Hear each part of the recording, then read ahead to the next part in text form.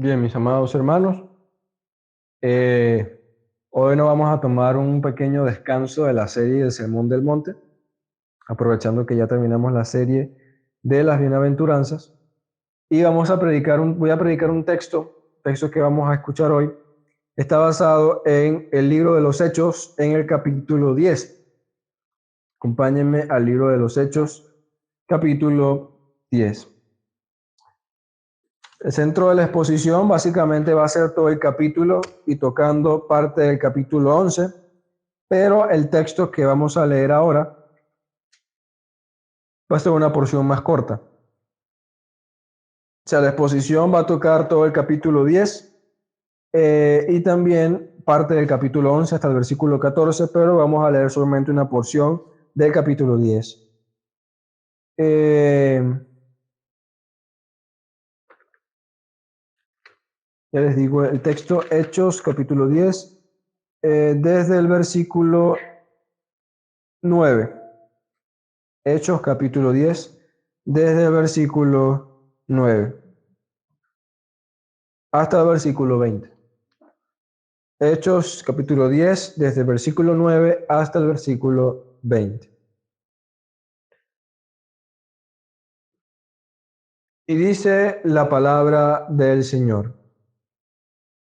Al día siguiente, mientras ellos iban por el camino y se acercaban a la ciudad, Pedro subió a la azotea para orar, cerca de la hora sexta, y tuvo una gran hambre y quiso comer, pero mientras le preparaban algo, le sobrevino un éxtasis, y vio el cielo abierto y que descendía algo semejante a un gran lienzo, que atado de las cuatro puntas era bajado a la tierra, en la cual había de todos los cuadrúpedos terrestres y reptiles y aves del cielo. Y le vino una voz: levántate, Pedro, mata y come. Entonces Pedro dijo: Señor, no, porque ninguna cosa común o inmunda he comido jamás. Volvió la voz a él la segunda vez: lo que Dios limpió, no lo llames tú común. Esto se hizo 3 veces, y aquel lienzo se volvió a ser recogido en el cielo. Y mientras Pedro estaba perplejo dentro de sí sobre lo que significaría la visión que había visto, he aquí los hombres que habían sido enviados por Cornelio, los cuales, preguntando por la casa de Simón, llegaron a la puerta. Y llamando, preguntaron si moraba allí un Simón que tenía por sobrenombre Pedro. Y mientras Pedro pensaba en la visión, le dijo el Espíritu: He aquí, 3 hombres te buscan. Levántate pues y desciende, y no dudes de ir con ellos, porque yo los he enviado.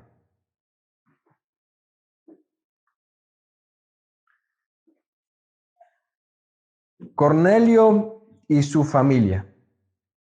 Una conversión que lo cambiaría todo. Cornelio y su familia, una conversión que lo cambiaría todo.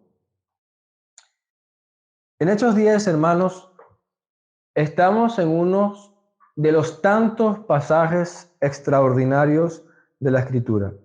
En uno de esos tantos pasajes de la Escritura que tienen un impacto, un gran impacto en el entendimiento bíblico, en el plan de Dios y en toda la historia de la iglesia.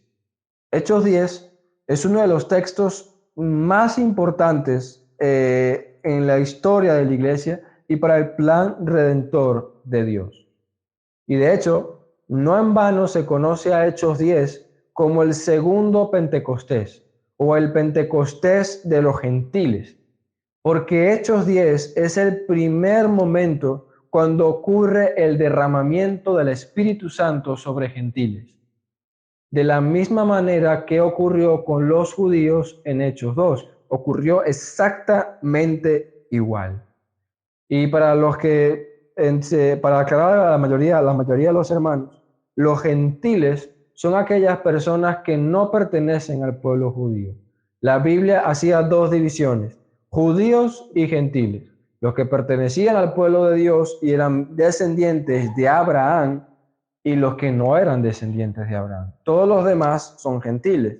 Nosotros, hermanos, como no somos descendientes de judíos, también somos gentiles. ¿Sí? Y el evento que ocurre, hermanos, aquí en Hechos 10, cambió de manera radical la concepción que la iglesia de Cristo tenía sobre el plan redentor de Dios, sobre la eclesiología y sobre las misiones. Trajo cambios impactantes para toda la iglesia de Dios, que de hecho vemos de aquí en adelante, a partir de Hechos 11 en adelante, hasta toda la historia de la iglesia.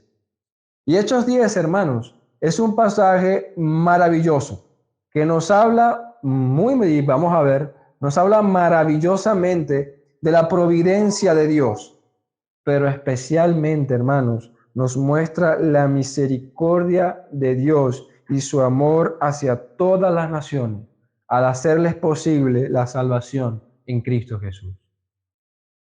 Es un texto un poco largo, el que vamos a ver hoy, pero que tiene una enseñanza muy valiosa para la iglesia de hoy y que nos perderíamos muchas riquezas si lo viéramos de manera fragmentada. Es un capítulo o toda una sección que tiene que verse por completo. Y es que, hermanos, tú y yo somos salvos hoy.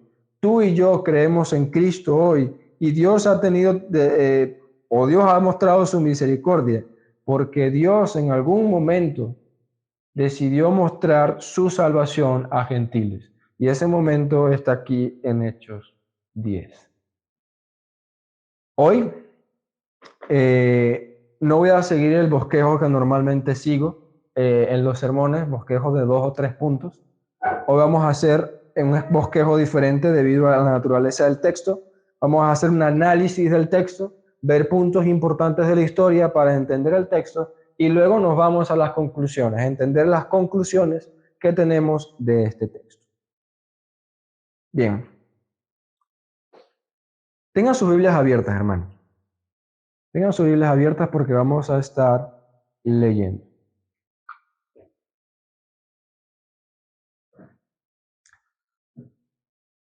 Vamos a hablar sobre la piedad de Cornelio. La primera sección del texto, más o menos desde el versículo 1 hasta el versículo 8, nos habla de Cornelio. Nos introducen a un hombre llamado Cornelio. Nos dice que en Cesarea había un hombre llamado Cornelio.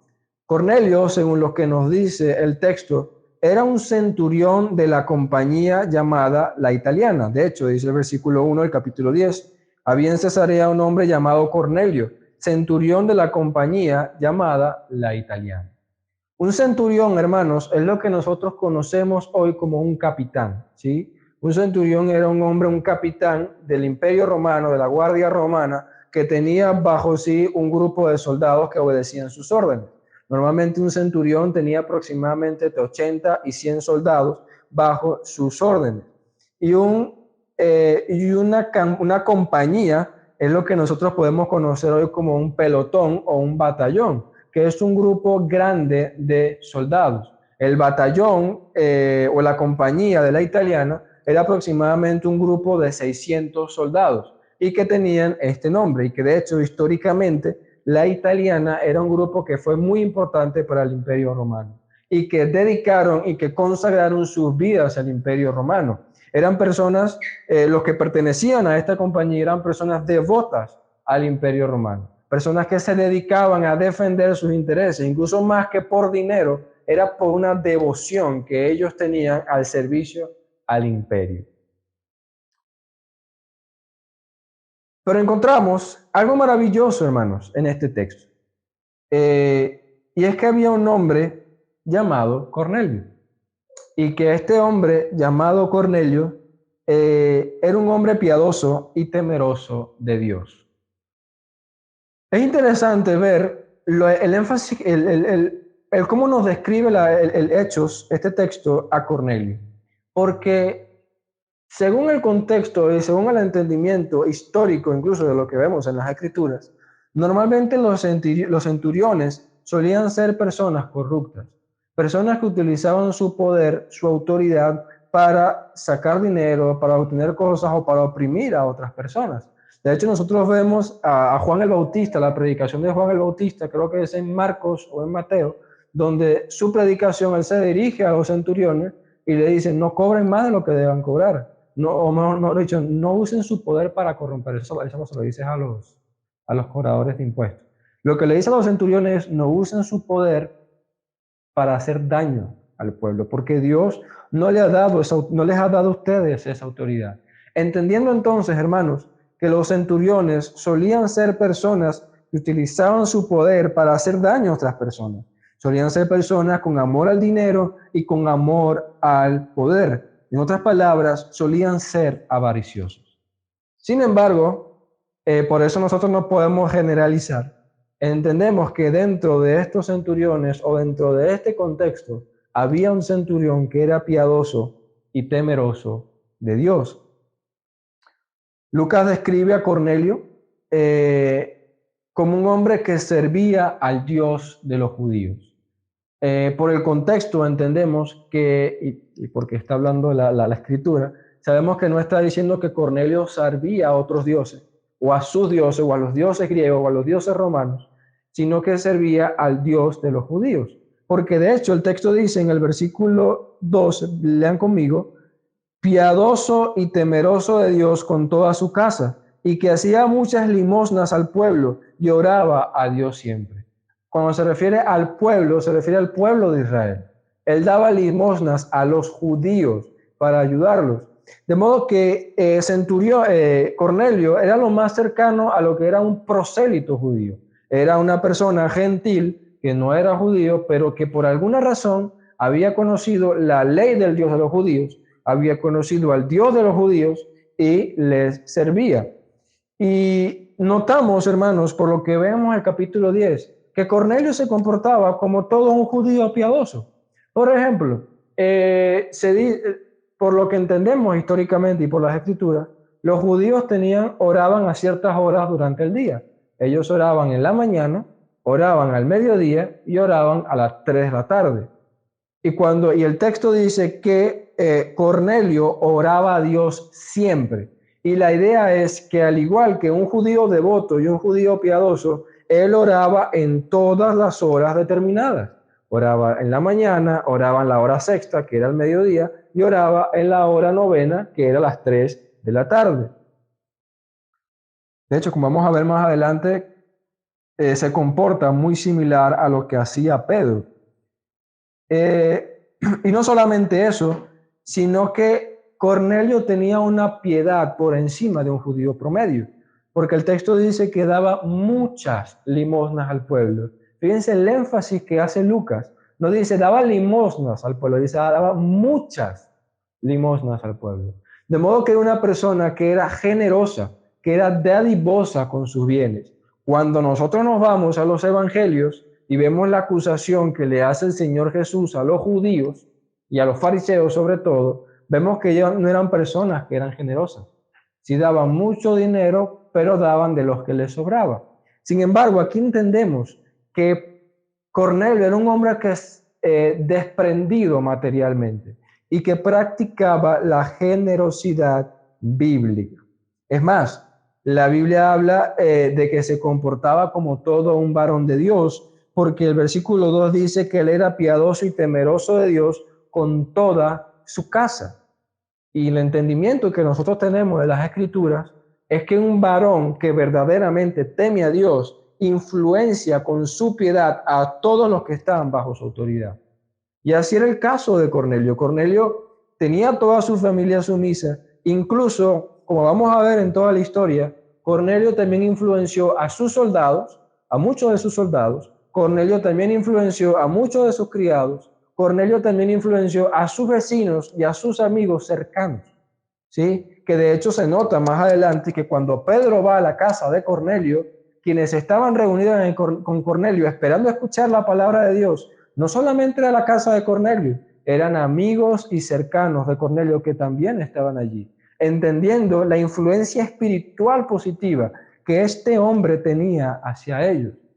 Por tanto, entendemos de todo esto, también podemos deducir que Cornelio era un hombre que asistía religiosamente todos los sábados a las sinagogas y guardaba constantemente el día de reposo. O sea, Lucas nos hace el énfasis, hermanos, que Cornelio se comportaba como un judío piadoso y que lo único que no tenía o que lo diferenciaba de un judío piadoso era que no pertenecía a la descendencia de Abraham, que no estaba circuncidado y que no ofrecía sacrificios en el templo. Eran las únicas tres cosas que Cornelio no tenía. Pero por todo lo demás, hermanos, Cornelio practicaba la misma piedad y justicia que los demás judíos. Un día, como era de costumbre, Cornelio estaba orando a la hora novena. La hora novena son las 3 de la tarde, ¿sí? Correspondiente con el calendario y con los horarios. Él estaba orando y mientras oraba, dice que éste vio claramente en una visión a un ángel de Dios que entraba donde él estaba. Y el versículo 4 dice, y 3 dice que le dijo, Cornelio. Y él mirándolo fijamente y atemorizado dijo, ¿qué es, Señor? Y le dijo, tus oraciones y tus limosnas han subido para memoria delante de Dios. Hermanos, Cornelio es visitado por un ángel y el ángel que le trae, el ángel le trae un mensaje de parte de Dios diciéndole, tus limosnas, dice, tus oraciones y tus limosnas han subido para memoria delante de Dios. Lo que quiere decir, Dios ha considerado tu justicia, ha considerado que eres un hombre que le temes, ha considerado que eres un hombre que te has arrepentido y que te has acercado a Él en arrepentimiento y que constantemente le buscas. En otras palabras, Dios te manda a decir que Él te ha aceptado como su hijo. Él te ha aceptado.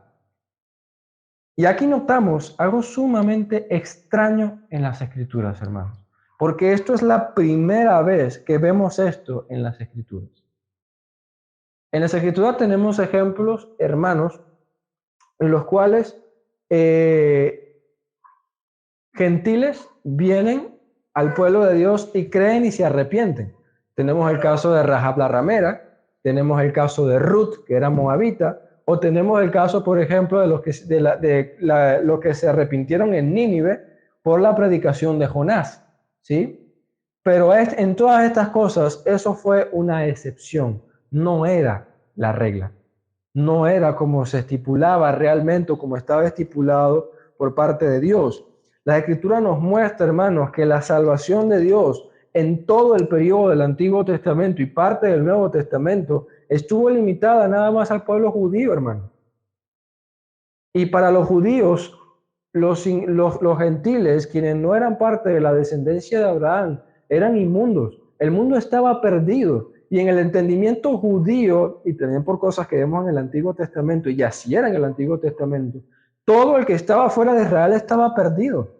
Israel era el único que había recibido el privilegio de tener la palabra de Dios y de conocer al Dios verdadero. Pero los gentiles estaban perdidos, ¿sí?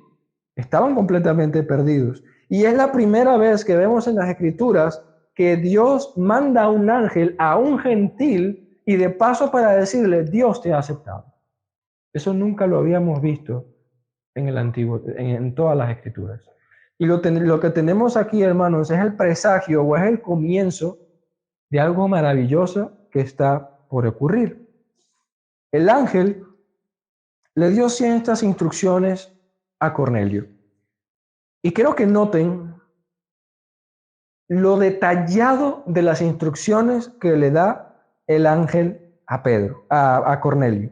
Le dice, envía pues ahora a hombres a Jope y haz venir a Simón, el que tiene por sobrenombre Pedro. Este posa en casa de cierto Simón curtidor, que tiene su casa junto al mar. Él te dirá lo que es necesario que hagas. Fíjense lo interesante. El ángel le dice, vas a mandar a hombres a Jope y vas a mandar a preguntar por un Simón curtidor que tiene su casa al mar. Cuando esos hombres encuentren la casa de Simón curtidor, diles que pregunte por un tal Simón Pedro y dile a Simón y mándales a decir que Simón Pedro venga a tu casa. Bien, la exactitud con la cual el ángel le da las instrucciones a Cornelio. Y Cornelio, hermanos, que vamos a ver en contraste con Pedro, vamos a ver un gran contraste con Pedro, obedece ciegamente, hermanos, con fe, el mandato de parte de Dios. Toma a sus hombres, toma a un soldado y toma a dos de sus criados y les cuenta todo lo que sucedió y les dicen, vayan a Jope y busquen a Simón, apodado Pedro.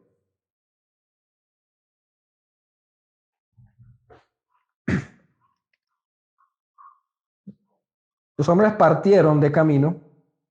Cabe notar que Jope también queda en Cesarea, Jope queda al norte de Cesarea, y probablemente en la distancia en la que estaban, probablemente la distancia era unas 12 horas, unas 10 horas.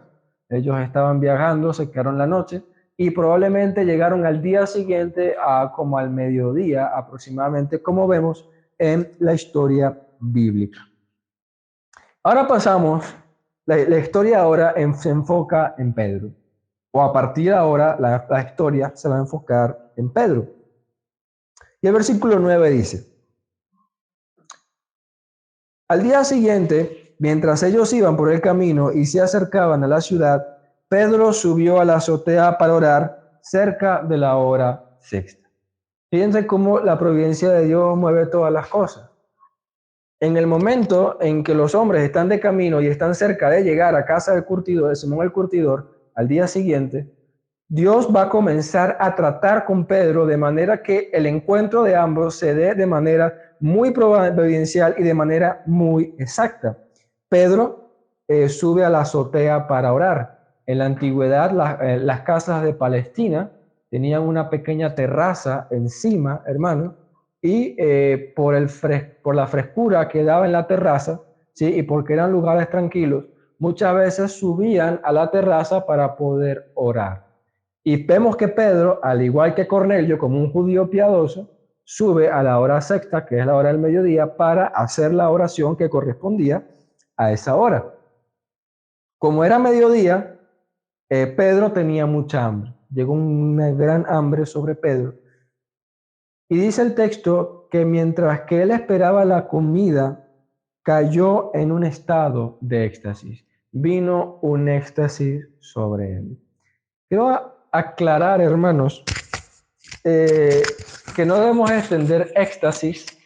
Bueno, la palabra que se utiliza para éxtasis es exactamente la misma en el griego, no ha cambiado nada, es éxtasis también en el griego. No debemos entenderlo como a veces nosotros lo entendemos en el éxtasis que algunas personas entran cuando consumen ciertas drogas, ¿sí? Que pierden completamente sus sentidos. Lo que tenemos aquí, hermanos, de parte de Pedro, es un éxtasis profético, es un trance profético. Cuando los profetas muchas veces recibían visiones, ellos entraban en un trance para poder recibir las visiones de parte de Dios. Pero en este estado de trance o de éxtasis, ellos no perdían sus sentidos, ellos no perdían su razonamiento. De hecho, vemos a Pedro muy consciente de todo lo que está sucediendo. En este éxtasis, Pedro recibe una visión. En la visión ve el cielo abierto y que del cielo desciende una tela de lino, un gran lienzo, ¿sí? Que es un retazo grande de sábana, una sábana básicamente, que estaba siendo tomada por las cuatro puntas.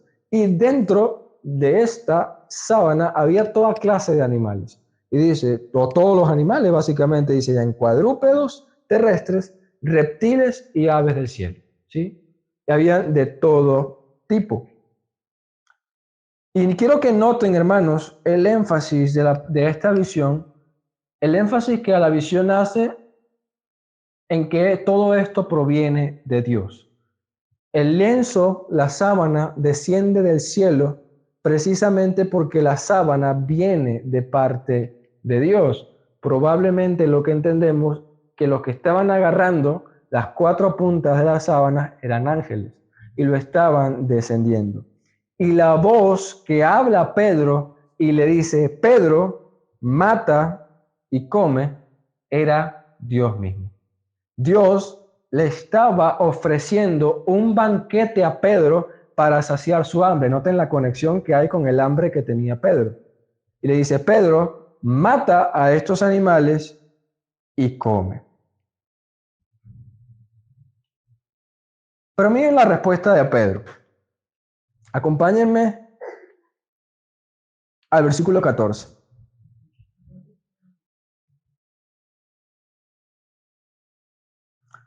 Pedro dice, entonces Pedro dijo, Señor, no, porque ninguna cosa común o inmunda he comido jamás. ¿Por qué Pedro se niega a comer de lo que Dios le había dado?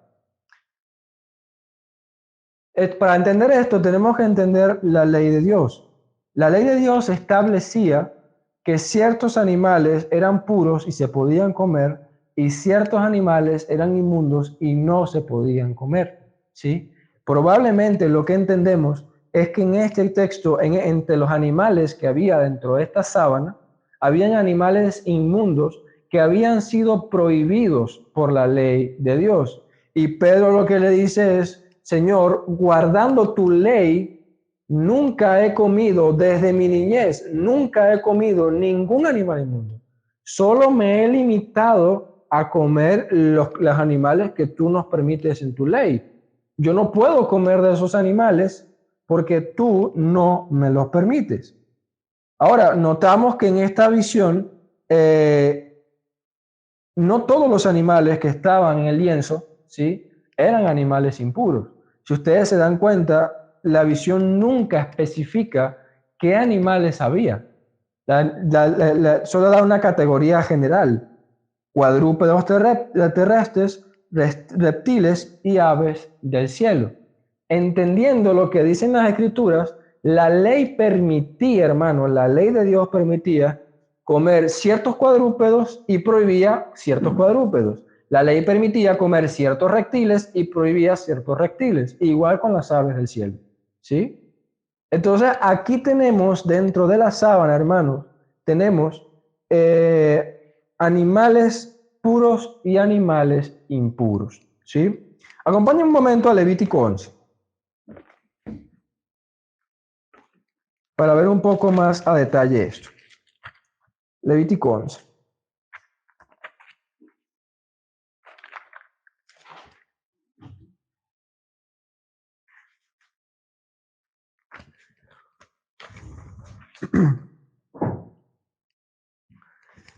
Dice, habló Jehová a Moisés y a Aarón, diciéndoles, hablad a los hijos de Israel y decirle, estos son animales que comeréis de entre todos los animales que hay sobre la tierra.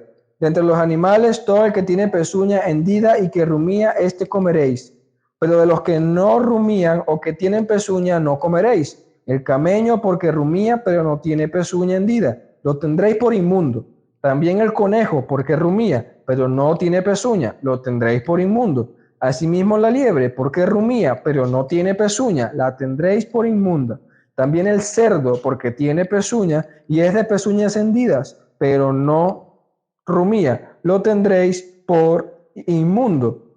Luego dice en el versículo 13, dice, y de las aves, estas tendréis en abominación, no se comerán, serán abominación. El águila, el quebrantahuesos, el azor, el gallinazo, el milano según su especie, todo cuervo según su especie, el avestruz, la lechuza, la gaviota, el gavilán según su especie, el búho, el somormujo, el ibis, etc. ¿Sí? Entonces notamos, ¿sí?, que lo que le dice la ley es, estos son los que no podrán comer, pero es entendiendo que todos los demás sí los pueden comer. En esta sábana habían dos tipos de animales. Pedro, hasta ese momento, hermanos, había comido cosas, solamente los animales puros. Pero al ver los animales inmundos combinados con los puros, él dijo, prefiero no comer. Ahora, Pedro hizo algo bien. La pregunta que nosotros debemos decir, Pedro hizo bien al haberse negado a la orden de Dios. Quizás Pedro pudo haber pensado que Dios le estaba probando. Sin embargo, lo que nos muestra el contexto y lo que nos muestran las escrituras es que Dios nunca, hermanos, Dios nunca nos va a mandar a hacer algo que es pecaminoso.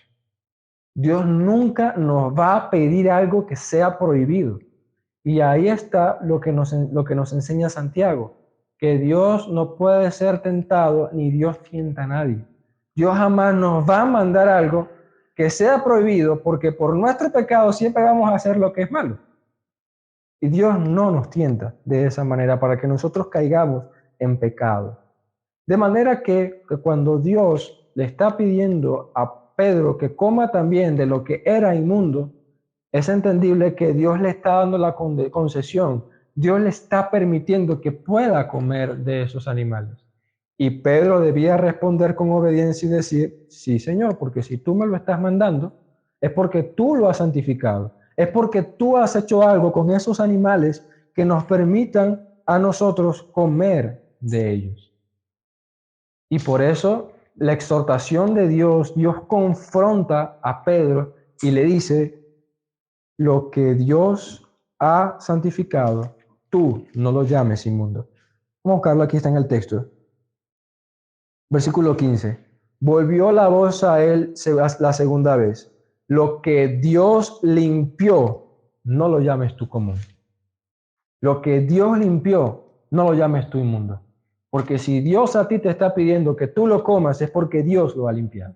Entonces tú no llames inmundo lo que Dios ha limpiado.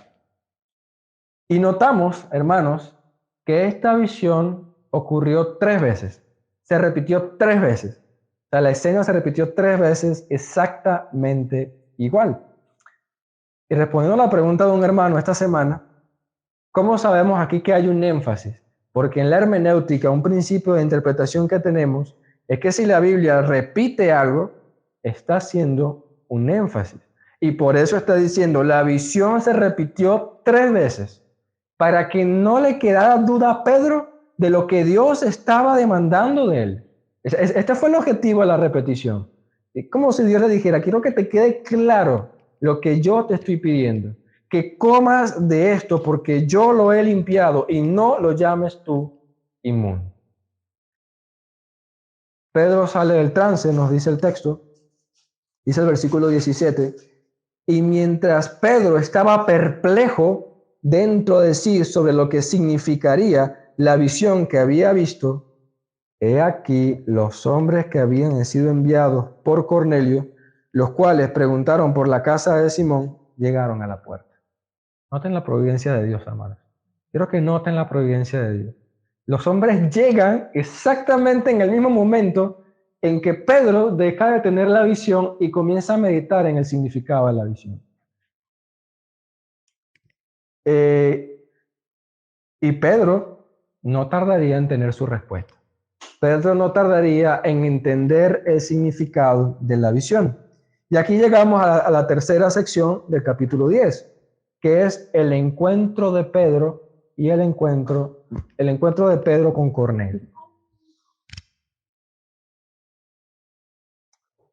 Cuando estos hombres tocan, le preguntan a Simón el curtidor, ¿hay aquí un hombre llamado Simón Pedro? Y ellos le dicen, sí, aquí está un tal Simón Pedro. El texto dice que Pedro se entera que lo están buscando no por quienes les estaban hospedando, sino que fue el Espíritu Santo quien le habló directamente a Pedro. Noten lo interesante. El texto no dice que Pedro al curtidor, su esposa, su familia o alguno de los que estaba en la casa subió a la azotea y le dijo a Pedro, mira Pedro, te están buscando unas personas allá abajo. No, el texto dice que fue el Espíritu Santo. El Espíritu Santo habló a Pedro para que no le quedara duda, no le quedara ninguna duda de que esta era el significado de la visión y que Dios le estaba respondiendo y que Dios había sido el que le había enviado a estos hombres. Lean conmigo el versículo 19 y 20 del capítulo 10. Hechos 10, 19 y 20. Dice,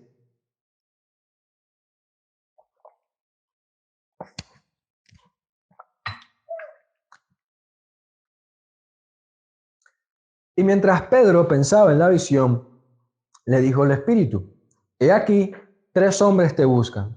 Levántate pues y desciende. Ya va. Y no dudes de ir con ellos, porque yo los he enviado. El Espíritu Santo le da la orden. Es una orden. Levántate, baja de la azotea, recibe a estos hombres y haz lo que yo te digo, porque yo soy el que los envié. Cuando Pedro bajó de la terraza y vio a estos hombres y habló con estos hombres, entendió el significado de la visión. Los animales inmundos, hermanos, que Pedro debía comer eran los gentiles. Los animales inmundos que Pedro debían comer eran los gentiles. Era Cornelio y su familia. Hasta ahora, Pedro se había limitado a comer animales puros. El ministerio de Pedro, hermanos, se había enfocado en los judíos. Los animales puros representan a los judíos.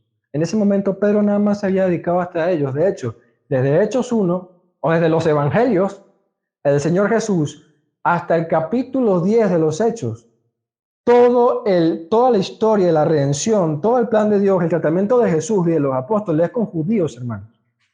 Nunca hay tratamiento de los gentiles, y para este momento no había un entendimiento de parte de los apóstoles de que los gentiles habían de ser tratados por Dios, habían de ser salvados por Dios. Pero cuando Pedro baja y ve a un soldado centurión, entiende que es un gentil. Sí, él entendió, este no es judío, y estos criados tampoco son judíos, estos son gentiles. Y Pedro entendió la visión. Y podemos deducir que en este momento Pedro entendió la visión porque primero recibió a estos gentiles en su casa, en la casa, porque dice que los hospedó en la casa, ¿sí? Cuando los hospedó en la casa y al día siguiente se fueron a casa de Cornelio. Un judío no hospedaba a gentiles en su casa y los hospedó en su casa porque en ese momento entendió la visión de parte de Dios. Y además, cuando Pedro, más adelante, cuando Pedro entra a la casa de Cornelio y Cornelio, y habla con Cornelio, él le dice, yo vine porque Dios me enseñó. Él le dice, ustedes saben, gentiles, que los judíos tenemos prohibido entrar a casa de gentiles. Ustedes saben que los judíos tenemos prohibido y tenemos por inmundo sentarnos con un gentil a comer en una mesa y estar en su casa. Pero Dios me ha enseñado a no llamar nada inmundo y por eso estoy aquí con ustedes. Noten que en este momento Pedro entendió el significado de la visión. Dios le mostró a Pedro, hermanos, que su ministerio ya no estaría solamente enfocado en los judíos, sino también en los gentiles. Ahora, sabemos por las escrituras que el apóstol de los gentiles era el apóstol Pablo, ¿sí? Porque de hecho él mismo se llama así, yo soy el apóstol de los gentiles y Pedro es el apóstol de los judíos. Pero ¿por qué Dios escoge a Pedro en lugar de a Pablo para predicarle a los primeros judíos, a los primeros gentiles?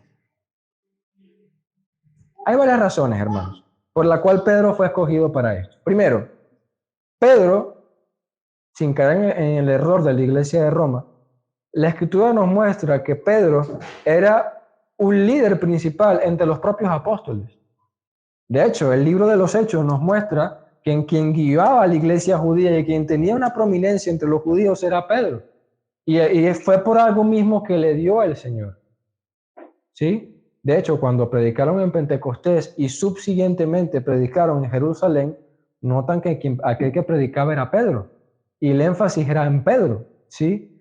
Y por eso, el hecho de que Pedro le predique a judíos y acepte a judíos sería una influencia positiva para toda la iglesia judía. Porque si Pedro predicaba a judíos y reconocía que judíos habían sido salvados, por su influencia haría también que los demás judíos lo aceptaran.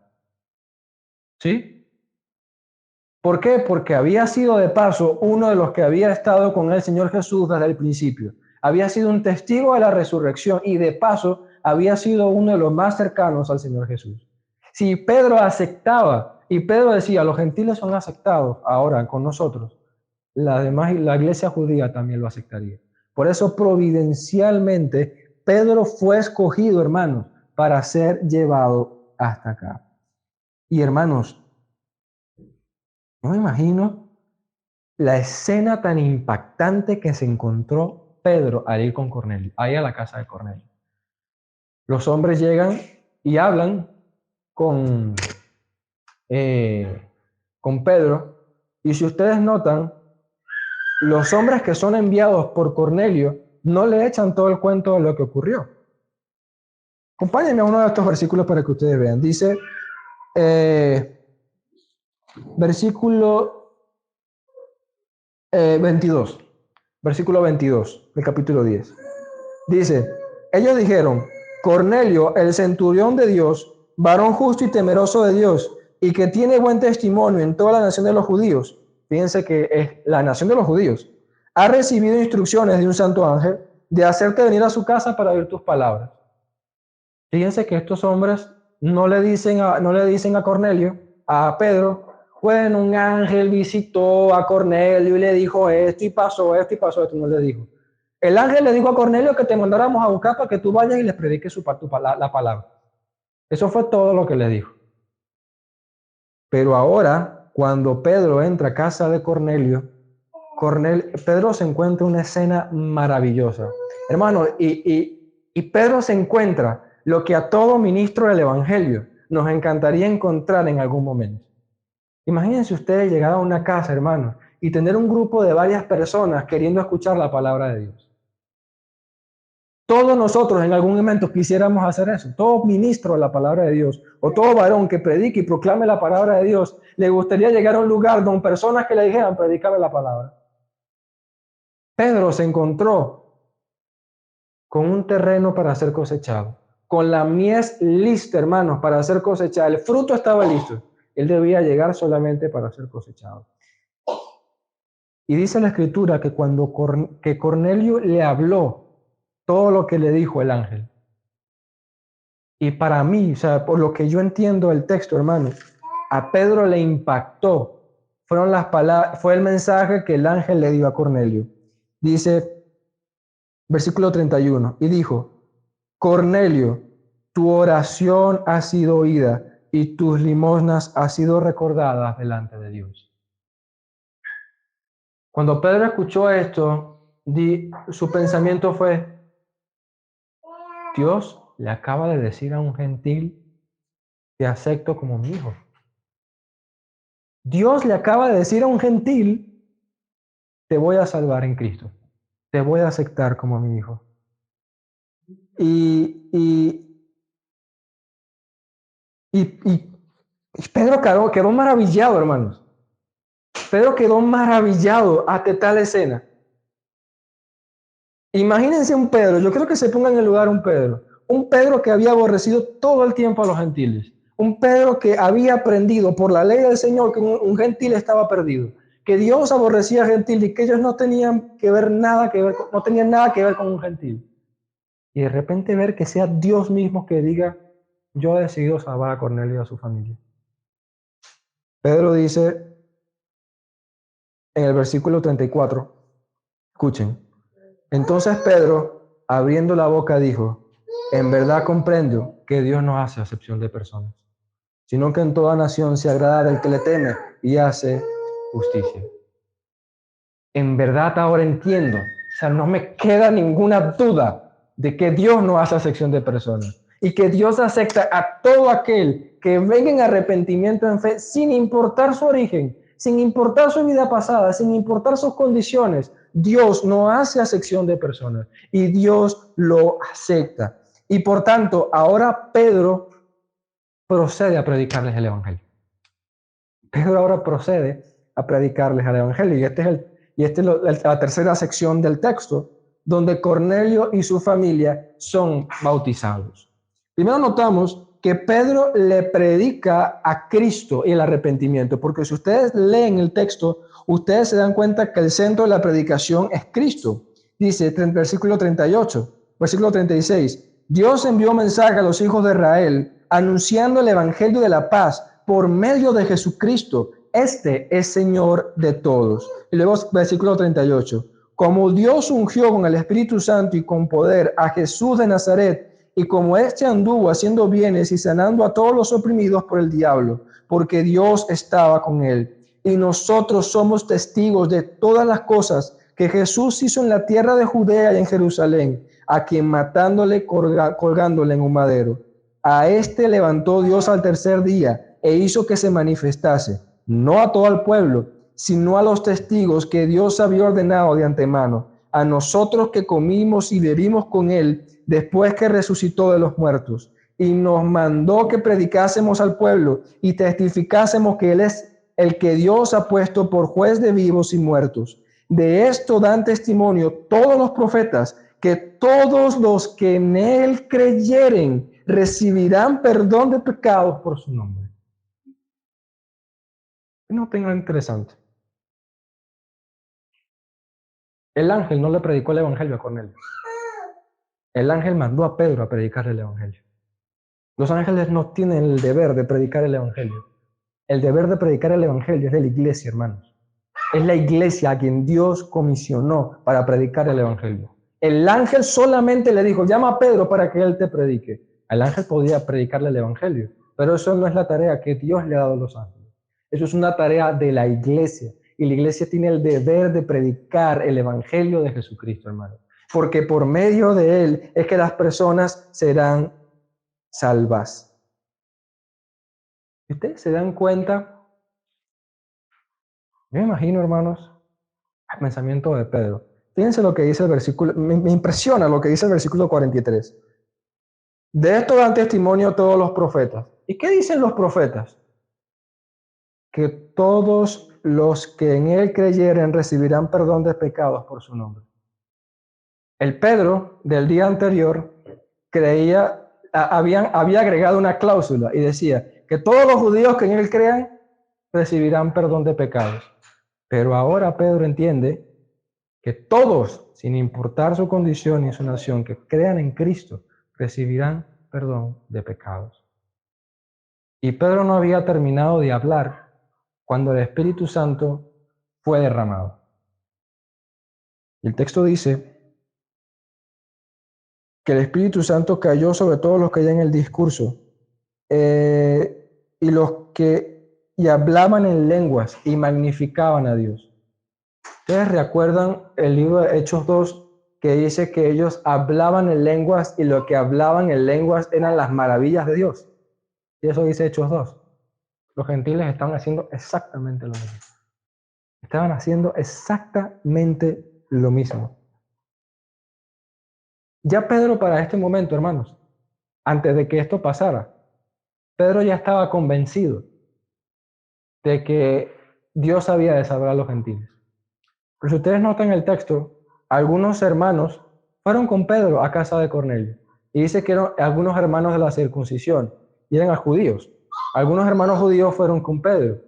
Y por lo que entendemos del texto, estos hermanos judíos fueron con una actitud a esta. Como que, bueno, vamos a ir con Pedro, a ver qué pasa, porque la ley prohíbe que uno entre en casa de gentiles. Vamos a ver que Pedro no se le vaya la mano con estos gentiles.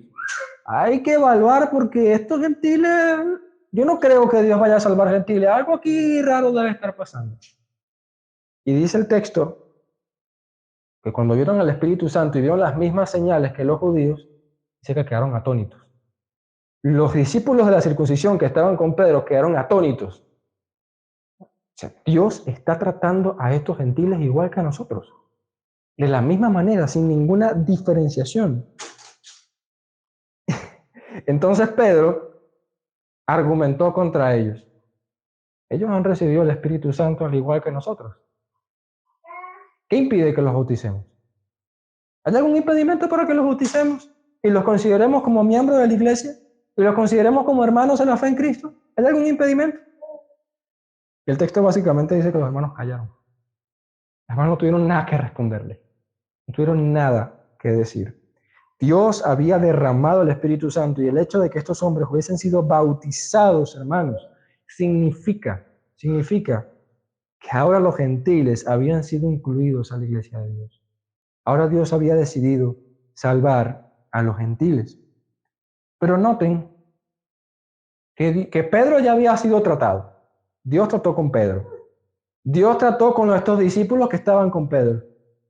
Pero había toda una iglesia judía que no sabía nada de esto. Había toda una iglesia judía que debía ser tratada también. Y eso es lo que nos habla el capítulo 11. Por eso no podemos despegar esta historia, no podemos pegar el capítulo 10 del capítulo 11. Porque esto que ocurrió fue tan maravilloso, tan extraordinario, hermanos, que llegó a la voz de todos. Toda Judea se entendió que gentiles habían sido incluidos.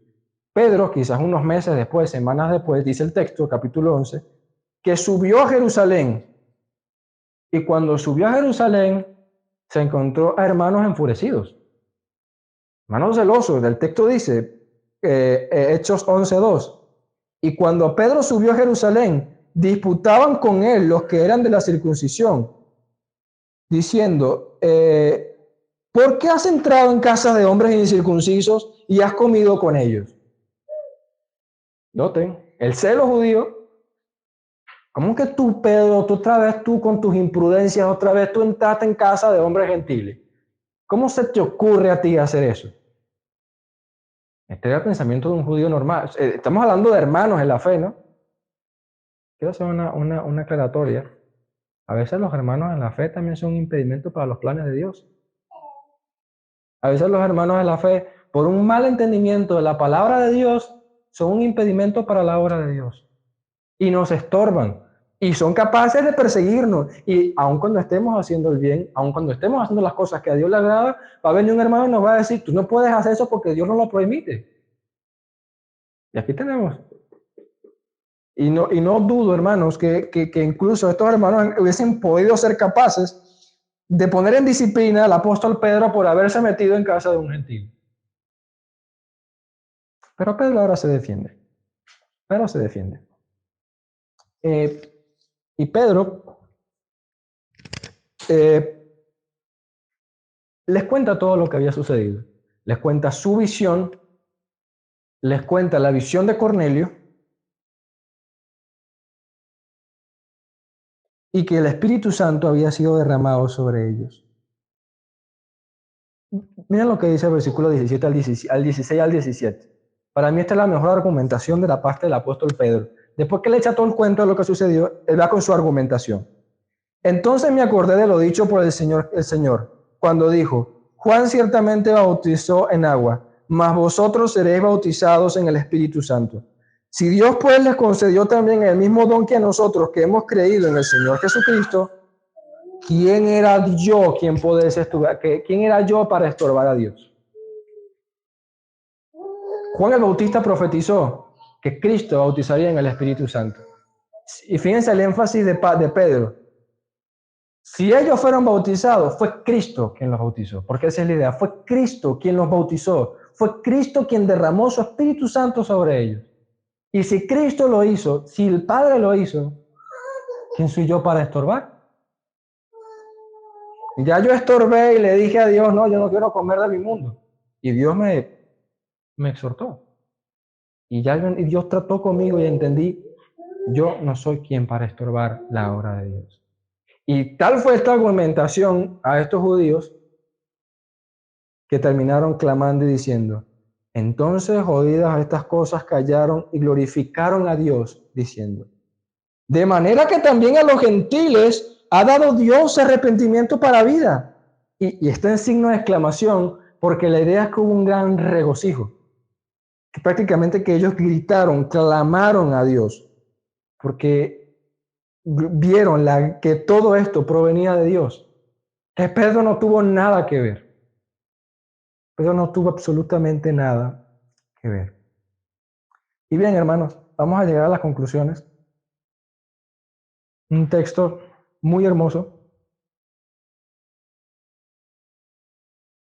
Tenemos varias conclusiones, hermanos, aquí en este texto. Y la primera conclusión y la más importante es que Dios se place en salvar también a los gentiles.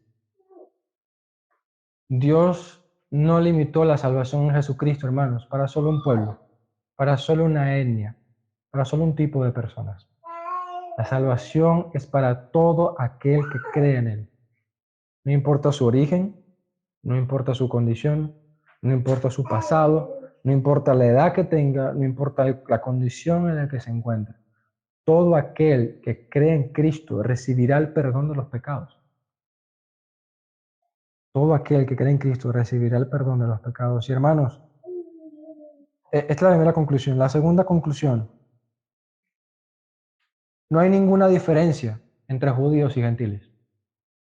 La diferencia que había entre judíos y gentiles era una diferencia externa. La circuncisión, por ejemplo. Pero entre judíos y gentiles no hay ninguna diferencia. No tenga a Cornelio. ¿Cornelio quién era? Lo único que lo diferenciaba de un judío era la circuncisión, básicamente. Y que no era descendiente de Abraham. Pero judío, Cornelio incluso era más piadoso que muchos judíos de su época.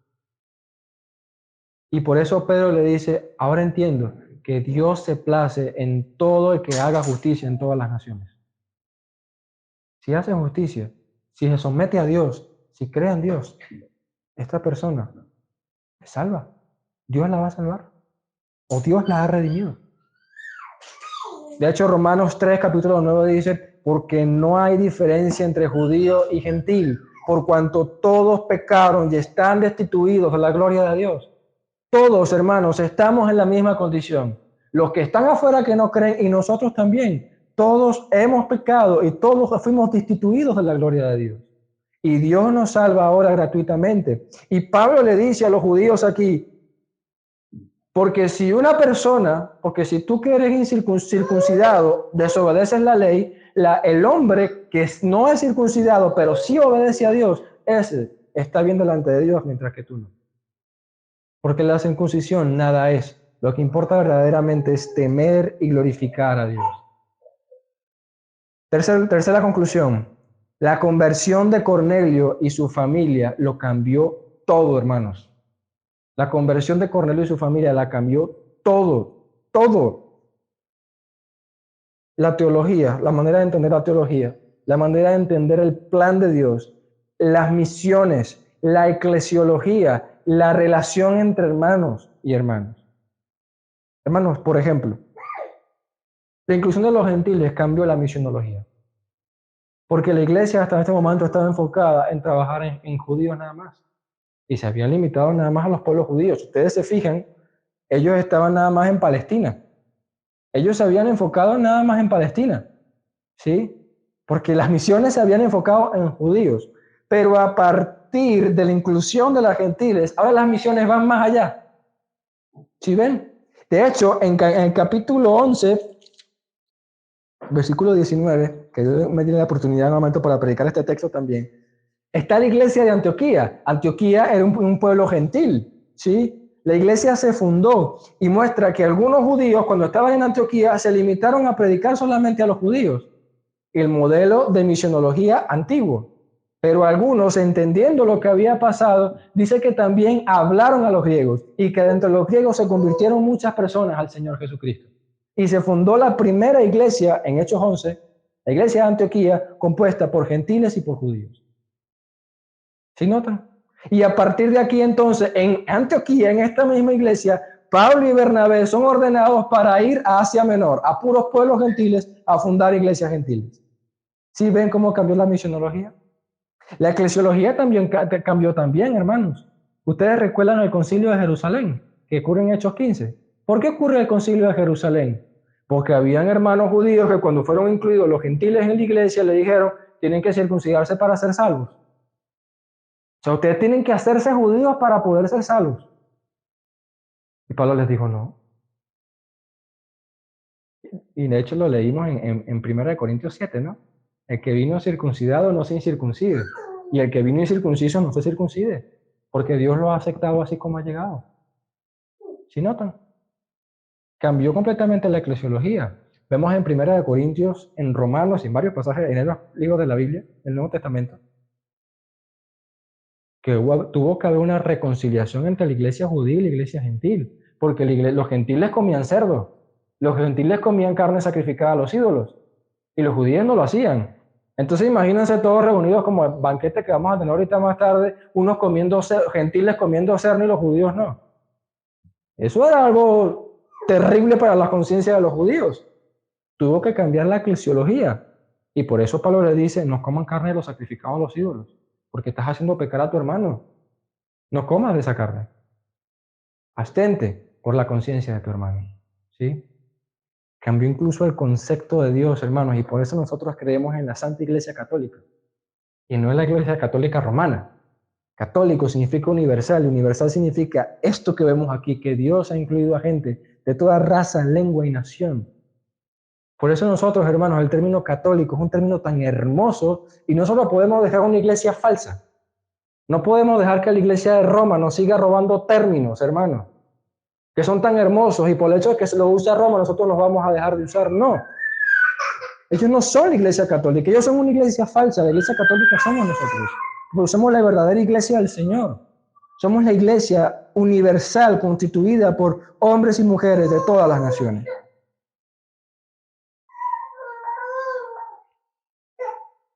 Y por último, hermanos, usted se da cuenta que usted se dio cuenta en este texto que Cornelio, o sea, de más o menos 70 versículos, Dios trata con Cornelio en apenas 8 versículos. Y que en todo el demás texto, todo el demás pasaje es Dios tratando con Pedro, con los discípulos que estaban con Pedro y con toda la iglesia judía. Hermanos, Dios quiere tratar con nosotros. Dios quiere tratar con nosotros. Porque si Dios no trata con nosotros, hermanos, y con nuestra fe, el evangelio no va a llegar a las naciones. Porque Dios puede tratar con los gentiles si primero trata con nosotros. Y primero tiene que tratar con nosotros para poder llevar el evangelio a las naciones. Dios tenía que tratar con Pedro para que fuera a casa de Cornelio. Dios tenía que tratar con los discípulos para que aceptaran a estos hermanos. Y Dios tuvo que tratar con su iglesia para que aceptaran a los gentiles. Dios tiene que tratar con nosotros para que nosotros podamos ir a las naciones a predicar el evangelio. Porque tristemente, hermanos, tristemente no. Dios ha ordenado que su iglesia sea quien predique el evangelio. Y si nosotros no predicamos el evangelio, la salvación no se extiende. Por eso es necesario, hermanos, que nosotros prediquemos el evangelio. Y aquí van 3 aplicaciones cortas para terminar, hermanos. Primero, tenemos que pensar en las misiones, hermanos, y en la predicación del evangelio. Y quiere que le diga algo. ¿Sabes dónde empiezan las misiones? En su casa. Las misiones empiezan en nuestras casas. Con nuestra esposa, con nuestro esposo, con nuestros hijos, con quienes están bajo nuestra autoridad. Ahí comienzan las misiones. Con los vecinos. Allí comienzan, así que comienzan las iglesias. Como decía un hombre, tantos hermanos se están muriendo por irse al China o irse a África a predicar el evangelio, a morir por Cristo, pero no son capaces de predicar al vecino que tiene al frente.